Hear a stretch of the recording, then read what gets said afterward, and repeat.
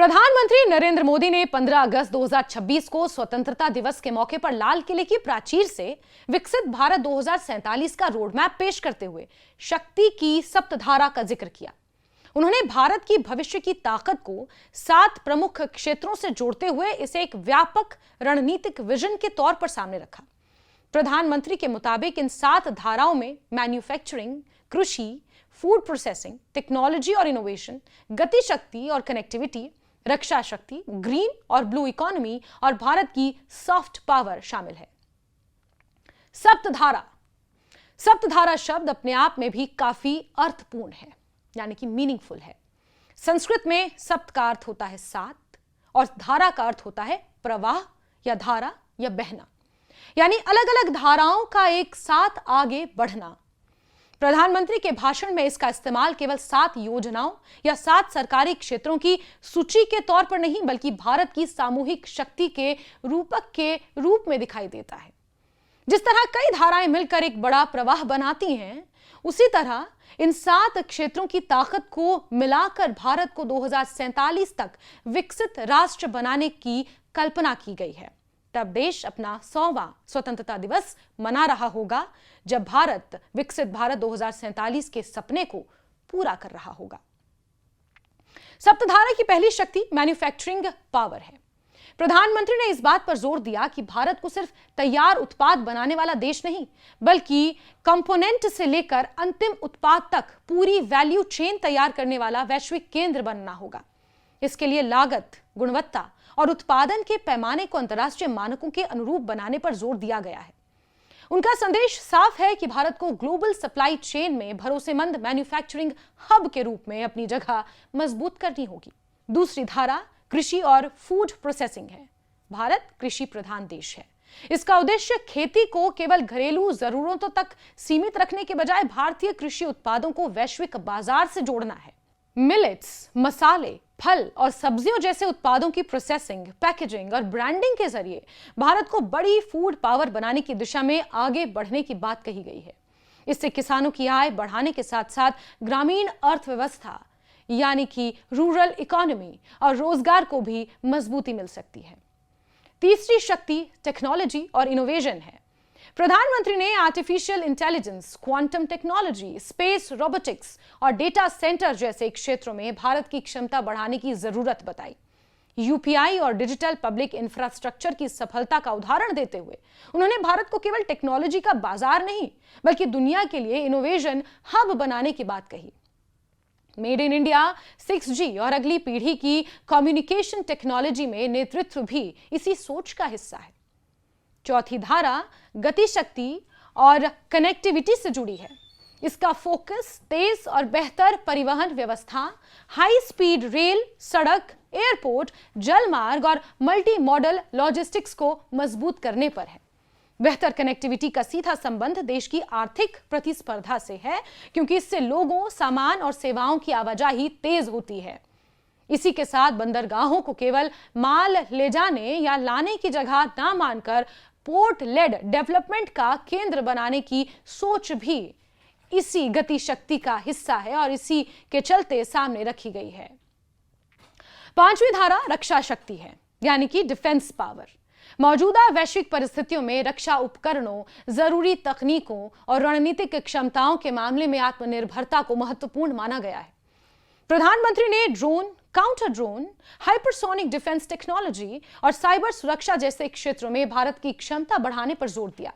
लक्ष्य सिर्फ अपनी जरूरतों को पूरा करना नहीं है, बल्कि भविष्य में भारत को वैश्विक रक्षा आपूर्ति श्रृंखला का महत्वपूर्ण हिस्सा बनाना भी है। छठी धारा है ग्रीन और ब्लू इकोनॉमी। इसमें रीन्यूएबल एनर्जी, इसमें सस्टेनेबल एनर्जी, रीन्यूएबल एनर्जी यानी कि जिस एनर्जी को बार बार इस्तेमाल किया जा सके, green hydrogen, energy storage, green mobility और ग्रीन मैन्युफैक्चरिंग जैसे क्षेत्रों के साथ भारत की समुद्री क्षमता यानी कि ब्लू इकोनॉमी पर जोर दिया गया। लंबी समुद्री तट रेखा, मत्स्य पालन यानी कि फिशरी, तटीय पर्यटन यानी कि आइलैंड टूरिज्म कह सकते हैं या फिर बीच टूरिज्म कह सकते हैं, यानी कि जो क्षेत्र समुद्र के किनारे हैं वहां का टूरिज्म, और समुद्री तकनीक को ब्लू इकोनॉमी की बड़ी संभावनाओं के तौर पर देखा गया है। इसका उद्देश्य आर्थिक विकास और पर्यावरणीय जिम्मेदारी को साथ लेकर चलना है। सप्तधारा की सातवीं और आखिरी शक्ति भारत की सॉफ्ट पावर है, जो कि सबसे महत्वपूर्ण और सबसे यूनिक मानी गई है, योग, जिसे भारत ने दुनिया को दिया है। भारतीय संस्कृति, हस्तशिल्प, हथकरघा, भारतीय सिनेमा, एनिमेशन, वीएफएक्स, गेमिंग और डिजिटल कंटेंट के जरिए भारत की सांस्कृतिक ताकत को दुनिया तक पहुंचाने की बात कही गई है। सिर्फ आर्थिक और सैन्य ताकत के आधार पर ही नहीं, भारत अपनी जो कल्चरल हेरिटेज है, भारत के जो संस्कार हैं, वासुदेव कुटुंबकम की जो भारत की भावना है, उसके आधार पर भारत एक विश्व गुरु बने, ये सप्तधारा की इस सातवीं धारा का मकसद है। विकास की परिभाषा केवल जीडीपी, फैक्ट्रियों और तकनीक तक सीमित नहीं है, बल्कि संस्कृति और वैश्विक प्रभाव को भी राष्ट्रीय शक्ति का हिस्सा इस सप्तधारा में माना गया है। अब सवाल उठता है कि 7 धाराओं के लिए सप्तधारा जैसा शब्द ही क्यों चुना गया? इसका संबंध भारतीय परंपरा में अंक 7 की विशेष सांस्कृतिक और धार्मिक महत्ता से भी जोड़ा जा सकता है। भारतीय परंपराओं में सप्तऋषि, सप्तलोक, सप्तपुरी, सप्तद्वीप जैसी अनेक अवधारणाएं मिलती हैं। इसीलिए सप्तधारा शब्द आधुनिक विकास की अवधारणा को एक परिचित सांस्कृतिक प्रतीक से जोड़ता है। हालांकि यह कहना अधिक उचित होगा कि प्रधानमंत्री ने इस शब्द को एक आधुनिक राष्ट्रीय रूपक के तौर पर इस्तेमाल किया। इसे किसी एक प्राचीन धार्मिक अवधारणा का सीधा पुनरुत्पादन मानना जरूरी नहीं है। हिंदू पौराणिक परंपरा में सप्तद्वीप की अवधारणा विशेष रूप से उल्लेखनीय है। विष्णु पुराण में जम्बू, प्लक्ष, शाल्मकी, कुश, कौंच, शाक और पुष्कर नामक 7 द्वीपों का वर्णन मिलता है। इनके चारों ओर 7 अलग अलग समुद्र बताए गए हैं। ये विवरण आधुनिक भौगोलिक नक्शे की तरह नहीं, बल्कि पौराणिक ब्रह्मांड और पृथ्वी की एक धार्मिक कॉस्मोलॉजिकल कल्पना के रूप में समझा जाता है।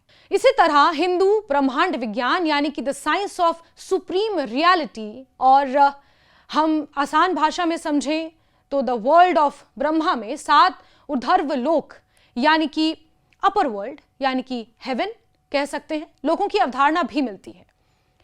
भू, भूवर, स्वर्ग, मेहर, जन, तप और सत्यलोक को विभिन्न आध्यात्मिक और ब्रह्मांडीय स्तरों के रूप में बताया गया है।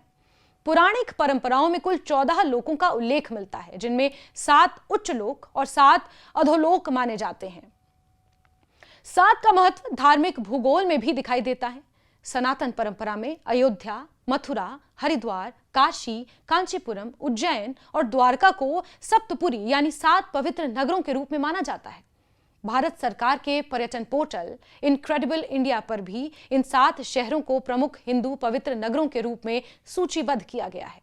इन शहरों का महत्व अलग अलग धार्मिक परंपराओं, देवताओं, तीर्थों और आध्यात्मिक मान्यताओं से जुड़ा है, और इसी क्रम में सप्तऋषि भारतीय धार्मिक और सांस्कृतिक परंपरा का एक महत्वपूर्ण उदाहरण है।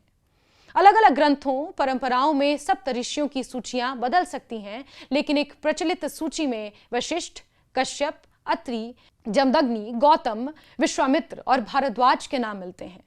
आकाश में सप्तऋषि तारामंडल के नाम से पहचाने जाने वाले 7 प्रमुख तारों को भी भारतीय परंपरा में इन ऋषियों से जोड़ा गया है। 7 धाराओं और पवित्र नदियों की अवधारणा भी भारतीय धार्मिक संस्कृति में दिखाई देती है।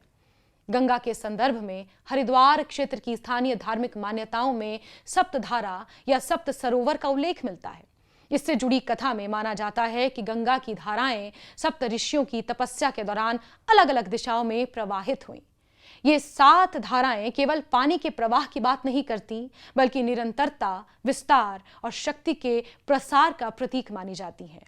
इसी तरह देखा जाए तो सप्तधारा शब्द के पीछे 2 अलग अलग स्तर दिखाई देते हैं। पहला स्तर पूरी तरह आधुनिक और रणनीतिक है, जिसमें भारत के विकास के लिए 7 प्रमुख शक्तियों को एक साथ आगे बढ़ाने की योजना सामने आती है। दूसरा स्तर सांस्कृतिक है, जहां 7 भारतीय परंपरा में लंबे समय से पूर्णता, संरचना, विविधता और आध्यात्मिक महत्व से जुड़ा अंक रहा है।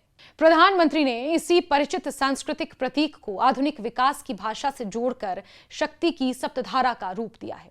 इसीलिए सप्तधारा को केवल 7 योजनाओं की सूची के रूप में देखना इसके व्यापक अर्थ को सीमित कर देगा।